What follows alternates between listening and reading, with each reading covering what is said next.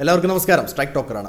പിണറായി വിജയന്റെ ഏകാധിപത്യ മനോഭാവം LDFന് തിരിച്ചടിയായെന്നും ഇത് തിരുത്താൻ CPMലോ CPIയിലോ ആരുമുണ്ടായില്ലെന്നും CPI നെടുവത്തൂർ മണ്ഡലം കമ്മിറ്റിയിൽ വിമർശനം.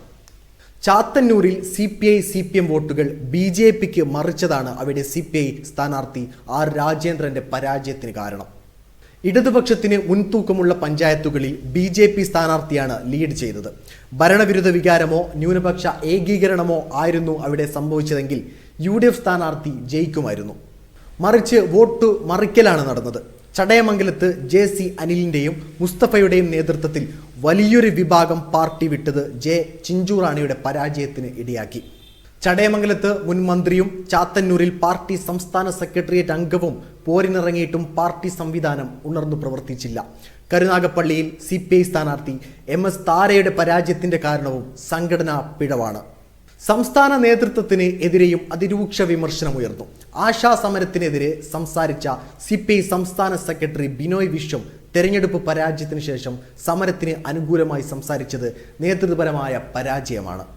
ജനകീയ സമരങ്ങളോട് പാർട്ടി മുഖം തിരിച്ചത് തിരിച്ചടിയായി. ഇപ്പോഴത്തെ ജില്ലാ നേതൃത്വം വന്നതിന് ശേഷം ജില്ലയിൽ ആയിരക്കണക്കിന് പാർട്ടി അംഗങ്ങളാണ് മറ്റു പാർട്ടികളിലേക്ക് ചേക്കേറിയത്. മറ്റു പാർട്ടികൾക്ക് അണികളെ സംഭാവന ചെയ്യുന്ന പാർട്ടിയായി CPI മാറി. താഴെത്തട്ടിലെ അണികളെ കേൾക്കാതെ തീരുമാനങ്ങൾ കെട്ടിയിറക്കി അടിച്ചേൽപ്പിക്കുന്നതും പാർട്ടി വിരുദ്ധ വികാരം ഉടലെടുക്കാൻ കാരണമായി. തുടർഭരണം ആഗ്രഹിക്കാത്ത വലിയൊരു വിഭാഗം CPM CPI അണികൾ ഇത്തവണ LDFന് എതിരായി വോട്ട് ചെയ്തു. നിയമസഭാ തെരഞ്ഞെടുപ്പിൽ പ്രതിഫലിച്ചു.